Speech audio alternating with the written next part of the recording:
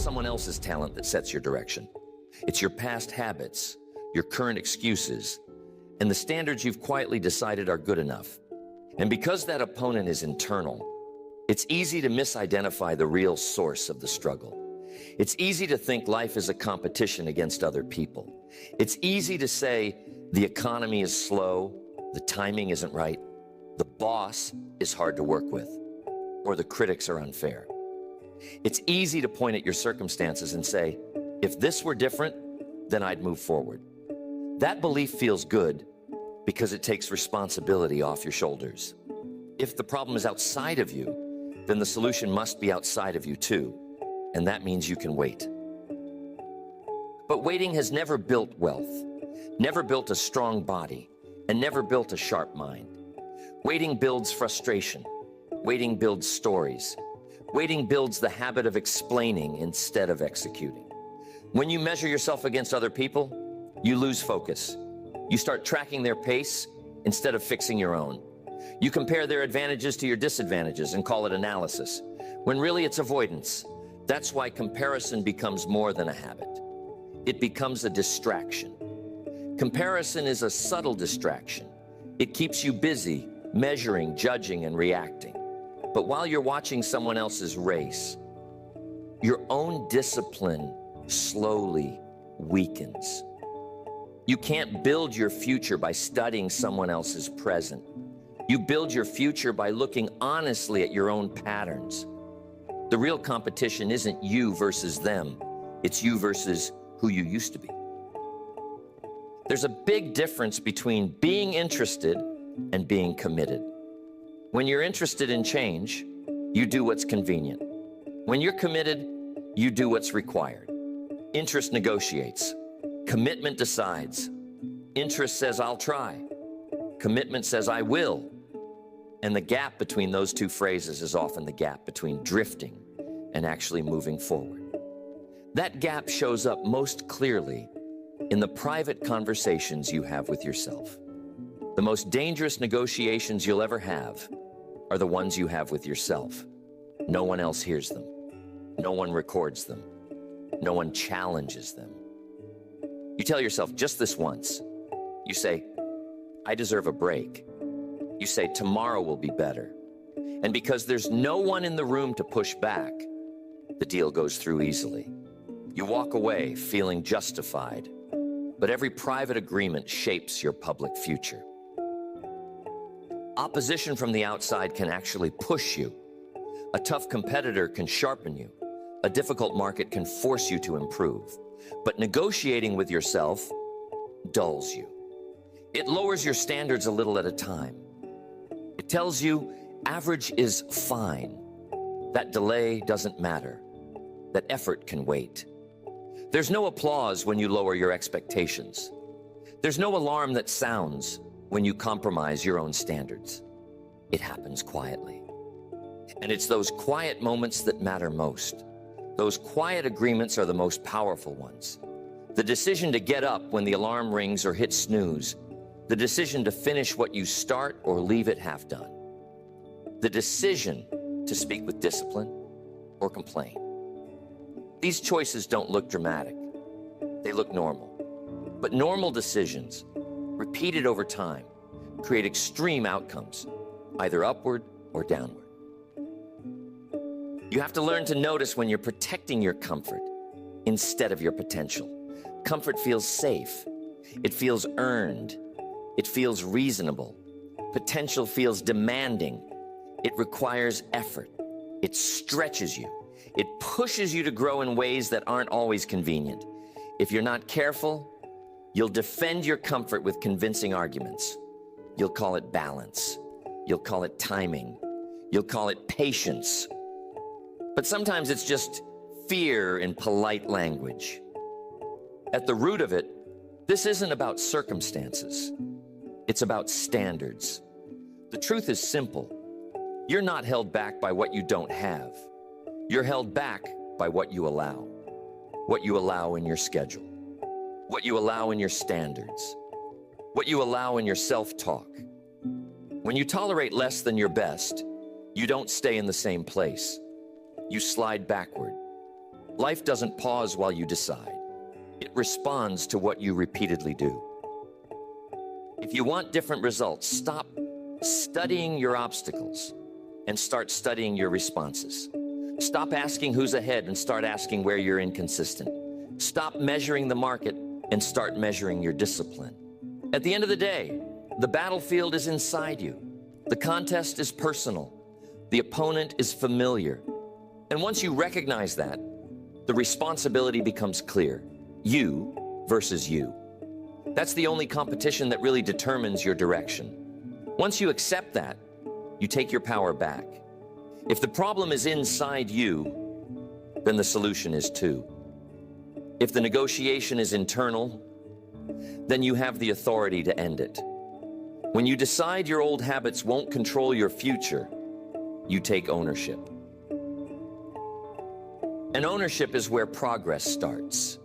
Not when circumstances improve, not when critics get quiet, not when competition fades. Progress begins when you look at yourself honestly and realize the only standard that truly matters is the one you enforce. When you win there, the outside world has far less power over you. That's the real opponent. And that's where the real win has to happen. The gap between where you are and where you want to be isn't measured in miles. It's measured in discipline. It's not about dramatic breakthroughs or rare opportunities. It's about what you do on ordinary days when no one is watching, no one is pressuring you, and there's no immediate reward. The gap isn't mysterious, it's behavioral. Because of that, the story we tell ourselves about success can be misleading. We like to imagine success as one big defining moment, a major deal, a big promotion, a breakthrough idea. But those moments, when they come, are just the visible result of invisible preparation. They're the harvest. The disciplines are the planting. And if the planting has been inconsistent, the harvest will show it without emotion and without apology. Success is built in layers. It's small actions repeated long enough that they start to add up. One disciplined day won't change your life, but one disciplined day followed by another, and another starts to change your direction. And direction sustained over time changes where you end up. It's rarely one intense effort that transforms someone. It's consistent effort over time.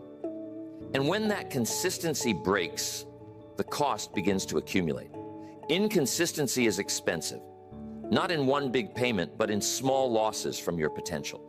When you're inconsistent, you restart too often. You rebuild momentum over and over. You regain ground you already had. And while you're regaining it, someone who stayed steady keeps moving forward. The cost of inconsistency isn't always obvious right away. It shows up over the years. Making decisions based on emotion is at the center of the discipline gap. If you act based on how you feel, your behavior will change with your mood. Some mornings you feel driven. Other mornings you feel tired. Some days you feel confident. Other days you feel doubtful. If your actions depend on emotion, your results will be unstable. An unstable effort leads to unstable outcomes. That's why principles matter more than moods. Principle-based decisions are different. A principle doesn't change just because your mood does. A principle says, this is what I do, not just when it's convenient, not just when it's exciting, not just when people are watching, but consistently. When you live by principle, you remove the daily debate. You don't ask whether you feel like it. You act because it matches your standard. Small lapses are rarely small in impact. Skip one effort and it becomes easier to skip the next. Delay one thing and delay becomes a pattern. Relax one standard and that becomes the new baseline. Identity isn't formed in big speeches, it's formed in repeated behavior. If your behavior is inconsistent, your identity will be unstable. You'll start to see yourself as someone who begins but doesn't finish, someone who intends but doesn't follow through. And once that perception takes hold, it shapes your expectations. That perception is dangerous. Once you see yourself as inconsistent, you start expecting inconsistency. And what you expect, you often deliver. The discipline gap widens, not because you lack ability, but because you've trained yourself to accept fluctuation. You've practiced quitting. You've practiced postponing.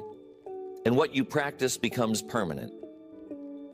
Motivation is temporary. It comes and goes. It rises and falls. It's affected by sleep, weather, conversations, and circumstances. Standards have to be permanent. They have to live with you. They have to guide you when motivation isn't there. If you wait to feel inspired before you act, you'll act less than you intend. But if you act based on your standards, inspiration often follows the effort.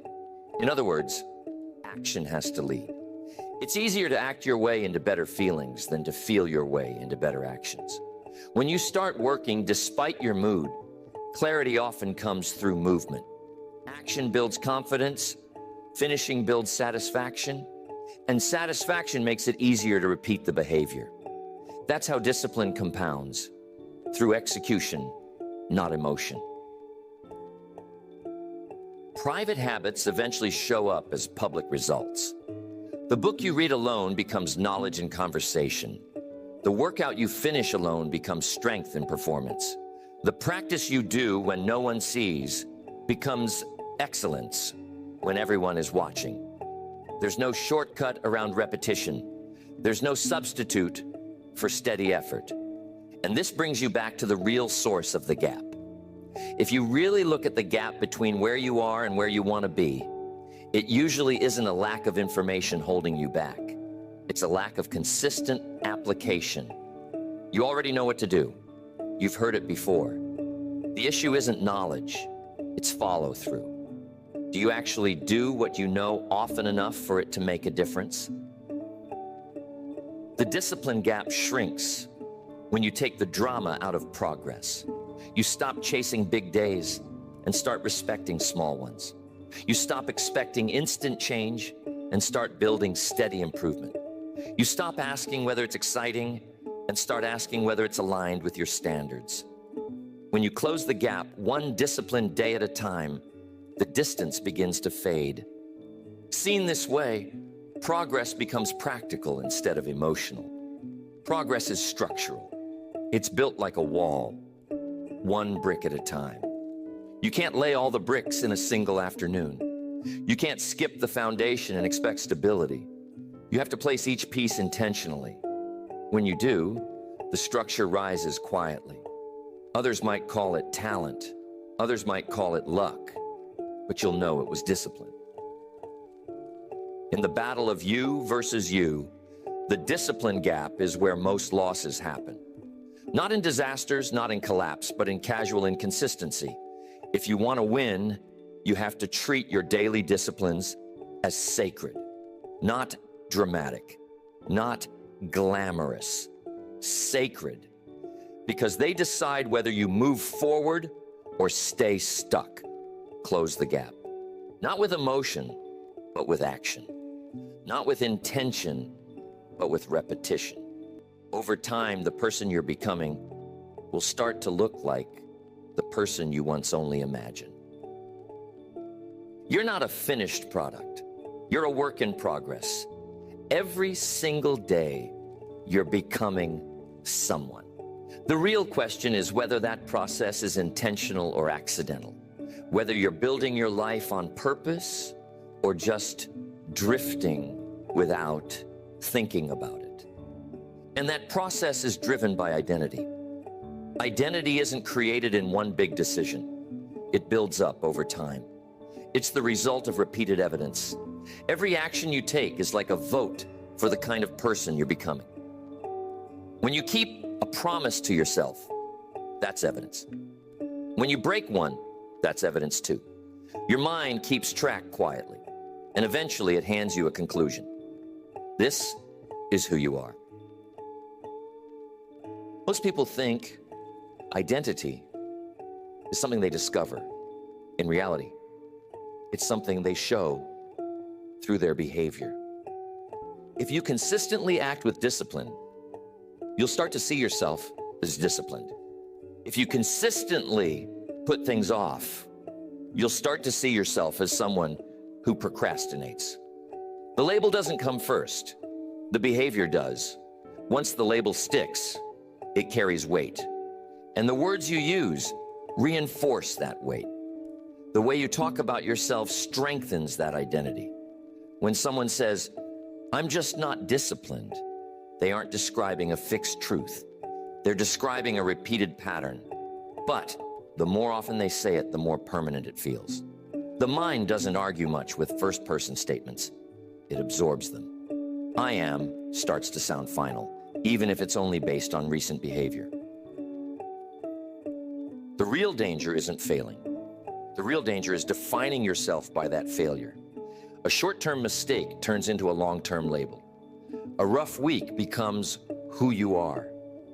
You make a few inconsistent choices and then decide, "That's just me." Once you accept that story, you start protecting it. You act in ways that confirm it, because being consistent with your identity feels comfortable, even if that identity limits you. That's why self-image matters so much. You can't build a strong future while defending a weak self-image. If you see yourself as unreliable, you'll hesitate to take on responsibility. If you believe you're incapable, you'll avoid challenges that might prove you wrong. Your identity becomes a ceiling, and most ceilings are built by you. Changing your self-image doesn't start with affirmations, it starts with action.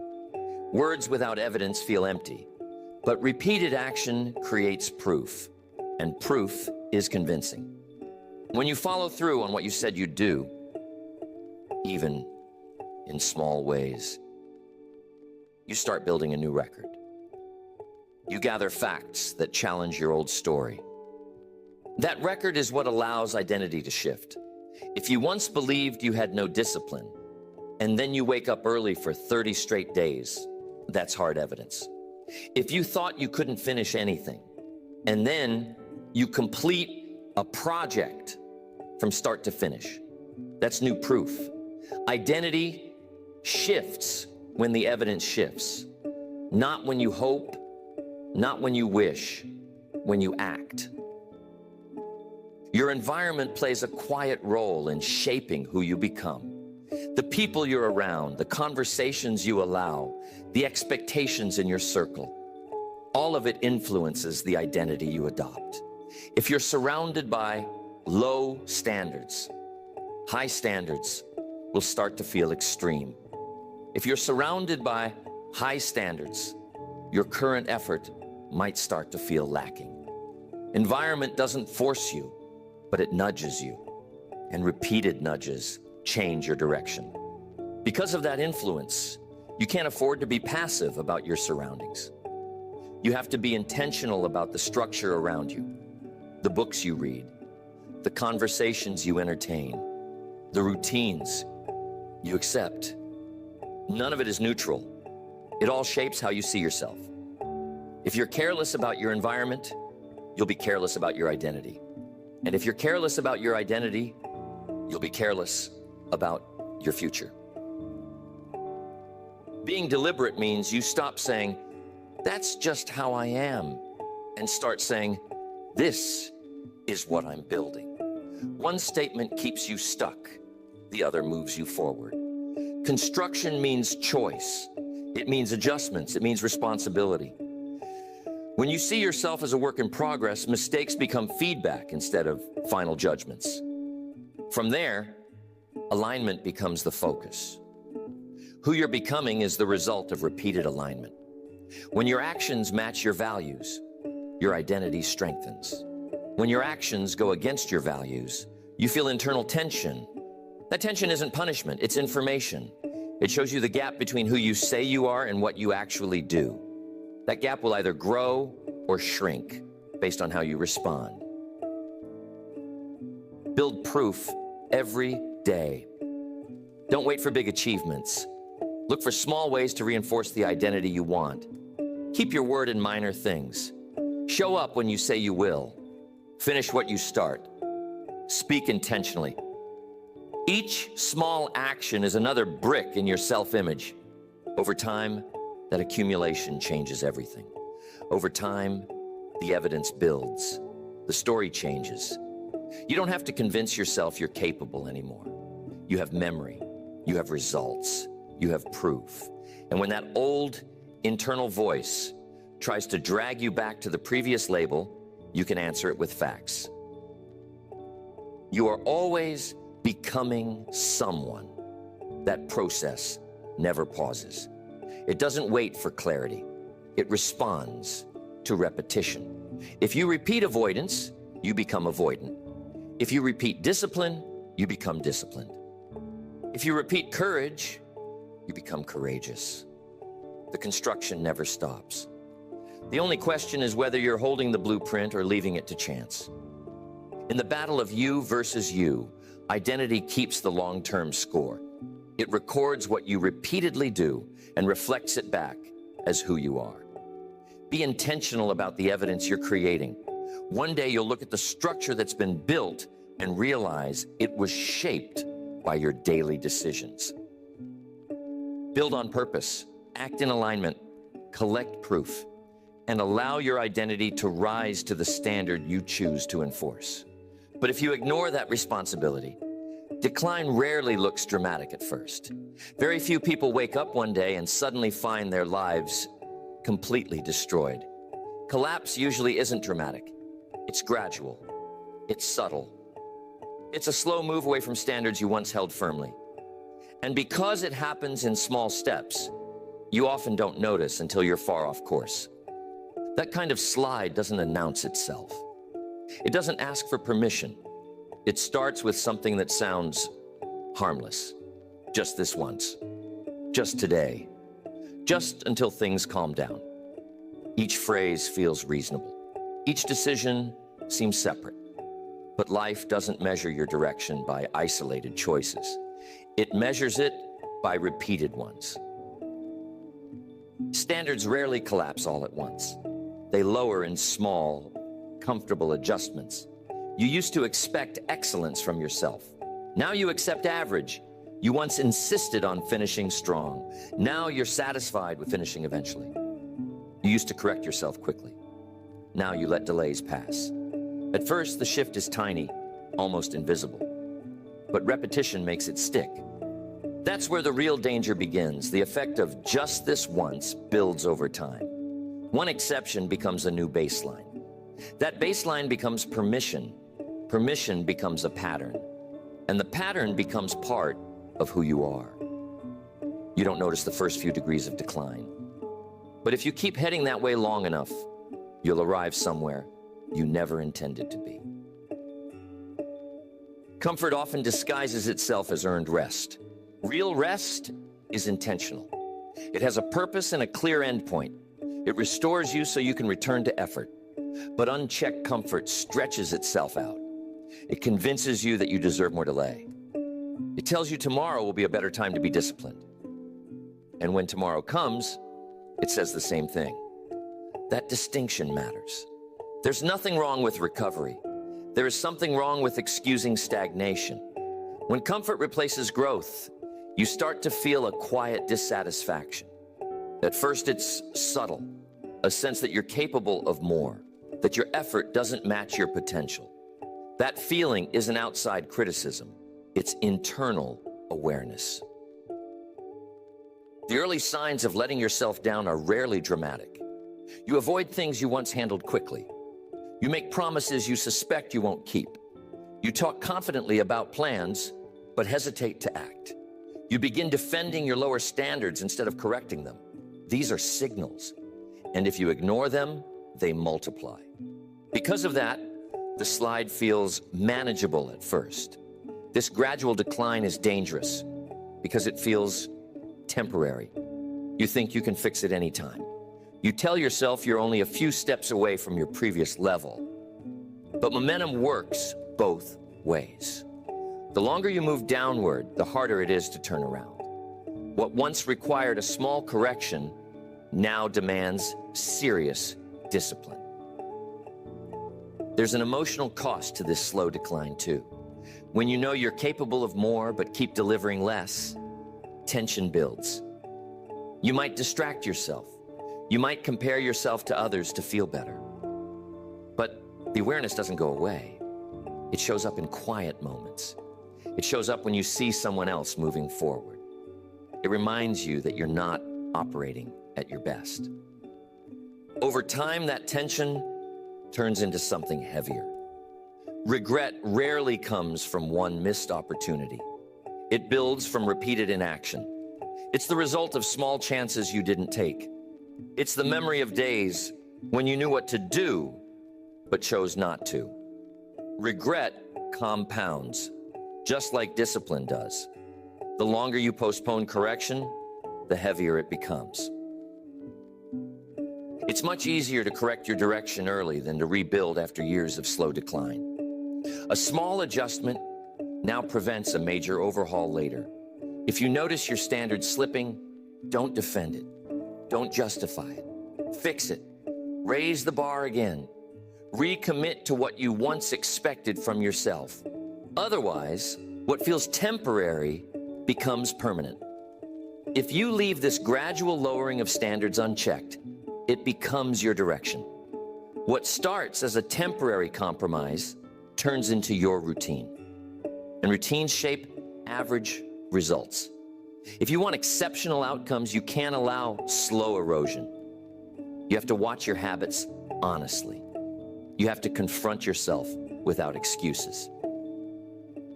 The battle of you versus you is often decided in these quiet moments. Not in dramatic failure, but in what you repeatedly tolerate. If you accept small lapses again and again, you train yourself to settle for mediocrity. If you correct small lapses quickly, you train yourself to stay strong. That's why timing matters. There's urgency in small corrections. Not panic, but seriousness. Every day reinforces a direction. You're either tightening your standards or loosening them. You're either strengthening discipline or weakening it. Neutral doesn't last long. Even slow movement takes you somewhere. Look clearly at your current path. If you continue exactly as you are, where will it lead? The answer isn't hidden. It's revealed in what you repeat. If you don't like that direction, change it now. Don't wait for a crisis to force discipline on you. Discipline rarely appears on its own, it's chosen. And that choice doesn't have to be dramatic. This gradual slide is quiet. Your correction can be quiet too. A renewed commitment, a restored standard, a firm decision not to let small compromises stack up. If you win the small daily battles against decline, you avoid the bigger battles that come from neglect. In the end, you won't regret the effort it took to stay aligned. You'll regret the seasons when you knew you were slipping and chose not to correct course. Adjust early, correct firmly, and don't let temporary comfort become permanent direction. Because the outcome is decided long before it's visible. Victory in the battle of you versus you isn't loud. There's no parade, no applause. It's decided quietly, daily, and privately. Long before anyone else sees results, the decision has already been made in small, unseen moments. If you want to win that battle, you have to design your days intentionally. Morning isn't just the start of time. It sets the direction for the day. If you wake up without a plan, the day will give you one. And most assigned plans are driven by urgency, not importance. To win privately, you have to start deliberately. That deliberate start changes everything that follows. Designing your morning means deciding ahead of time what deserves your best energy. It means choosing priorities before distractions choose them for you. It means getting up with purpose instead of reacting on impulse. When you begin the day intentionally, you create early momentum. And once momentum starts, it carries weight. The first promises you keep each day are often small. Getting up when you said you would, starting the thing you scheduled, finishing the effort you committed to. These actions seem ordinary, but they build credibility with yourself.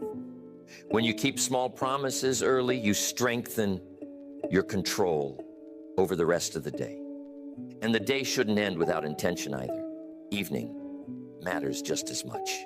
Many people end their day with distraction. They fill the last hour with noise so they don't have to reflect. But reflection isn't punishment, it's refinement. When you review your day honestly, you gather information. What did you plan? What did you complete? Where did you compromise? Where did you stay firm? Ending the day with evaluation creates awareness. Awareness allows change. Without evaluation, days blur together. Weeks pass, months slip by, and you're left with vague impressions instead of clear facts. If you want to improve, you have to measure. Not obsessively, but consistently. One practical way to measure is simple. Track the promises you make to yourself, not publicly, but privately. The commitment to exercise, to study, to finish a project. There's a difference between intention and follow-through. If you don't track that gap, you might confuse desire with discipline. Promises made versus promises kept. That's a powerful measure. Every kept promise builds trust. Every broken promise weakens it. And self-trust is one of the most valuable things you can develop. When you trust yourself, hesitation decreases. When you doubt yourself, even small commitments feel heavy. To protect that trust, clarity is essential. Non-negotiable standards are essential. A standard isn't a preference. It isn't a suggestion. It's a rule you follow regardless of your mood. Think about it. You might decide that when you schedule work, you complete it. Not because you feel inspired, but because it's your rule. Rules eliminate debate. Debate drains energy. When standards aren't clear, negotiation increases. And when negotiation increases, discipline weakens. You start asking, should I? Even though your goals already answered that question. Clear standards remove that uncertainty. They simplify behavior. They reduce daily friction. Even with clear standards, you'll still face discomfort. You have to learn to act before you feel ready. Readiness often shows up after action, not before. If you wait for certainty, you'll delay progress.